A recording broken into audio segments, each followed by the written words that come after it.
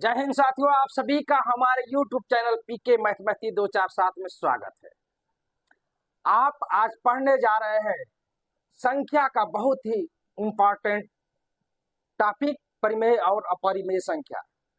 यह टॉपिक किसी भी प्रतियोगी की परीक्षा से अछूता नहीं है। तो चलिए परिमेय और अपरिमेय संख्या के बारे में आप वीडियो के देखिए और विधिवत जान जाइए। अगर वीडियो आपको अच्छी लगे तो लाइक शेयर कर दीजिए, चैनल को सब्सक्राइब कर लीजिए। बिना देर किए चलिए हम परिमेय और अपरिमेय संख्या के बारे में पढ़ाने जा रहे हैं, चर्चा कर रहे हैं और हम प्रयास करेंगे कि आप परिमेय और अपरिमेय संख्या को जानने के लिए इसके अलावा आप कोई वीडियो आपको देखना ना पड़े। तो चलिए हम स्टार्ट करते हैं। परिमेय संख्या क्या होती है, अपरिमेय संख्या क्या होती है। परिमेय संख्या जिसको इंग्लिश में रेशनल नंबर कहते हैं, अपरिमेय संख्या जिसको इंग्लिश में इरेशनल नंबर कहते हैं। परिमेय संख्या हम किसको कहते हैं? वे सभी संख्याएं जिन्हें P बटे Q के रूप में लिखा जा सके तथा P एवं Q पूर्णांक संख्याओं और Q का मान शून्य न हो, यह परिमेय संख्या का कंडीशन है। वह परिमेय संख्या, वे सभी संख्याएं परिमेय संख्या होंगी जिनको P बटे Q के रूप में लिखा जा सके। यह P बटे Q के रूप में लिखा जा सके, लेकिन जो यह Q है यह कभी भी जीरो नहीं होना चाहिए। और ये PQ पूर्णांक संख्या होनी चाहिए। पूर्णांक संख्या किसे कहते हैं? मान लो 0 है, 1 है, 2 है, 3 है, 4 है, 5 है, इस तरह बढ़ते गए। अब 0 किधर आइए, -1 है, -2 है, -3 है, इस तरह बढ़ते जाइए। यह जो संख्याएं हैं यह पूर्णांक संख्याएं कहलाते हैं। ये पूर्णांक संख्याएं कहलाती हैं। जो यह P और Q हो, इनमें से कोई एक हो, लेकिन यह कंडीशन यह है कि यहाँ भी पूर्णांक 0 पूर्णांक संख्या है, लेकिन यह कंडीशन दे दिया है कि Q 0 के बराबर ना हो। सभी संख्याएं रहे नीचे लेकिन यह न रहे, और ऊपर यह रह सकता है। P बराबर 0 हो सकता है, लेकिन Q बराबर 0 परिमेय संख्या में नहीं हो सकता। अब लीजिए, अब हम एक को भी परिमेय संख्या कह सकते हैं। अब कहेंगे P बटा Q तो है नहीं है।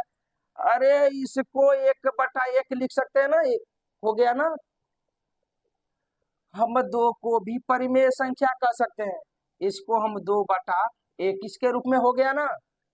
और हम इसको 2 बटा 3 को भी परिमेय संख्या कह सकते हैं।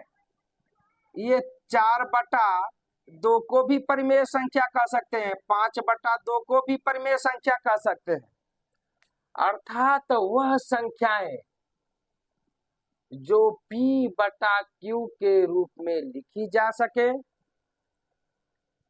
लेकिन Q कभी 0 ना हो। P भले 0 हो जाए, और ये जो P Q है ये पूर्णांक संख्या होनी चाहिए, काल्पनिक संख्या नहीं होनी चाहिए। ठीक है ना, ये पूर्णांक संख्या होनी चाहिए। यह जो 10 है ये भी परिमेय संख्या है। कहोगे तो P बटे Q के रूप में, चलिए ये 10 बटे 1 नहीं हो गया, यह P बटे Q के रूप में नहीं हो गया, हो गया ना। तो कोई संख्या है 1 2 3 4 5 या करोड़ों में, वो परिमेय संख्या है, क्योंकि उसके नीचे आप 1 लगा सकते हैं, और 1 क्या है, पूर्णांक संख्या है। तो आपने परिमेय संख्या जान लिया। चलिए हम जानते हैं अपरिमेय संख्या किसे कहते हैं।